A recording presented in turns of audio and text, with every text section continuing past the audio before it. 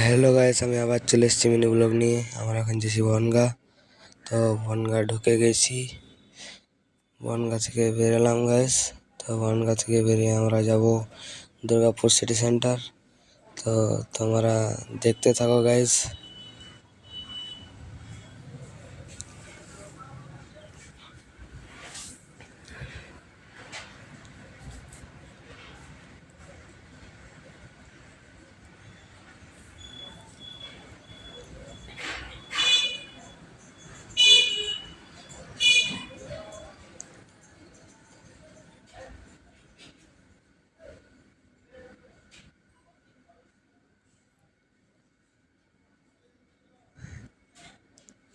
তো আমরা Durgapur city centre চলে এসেছি গাইস।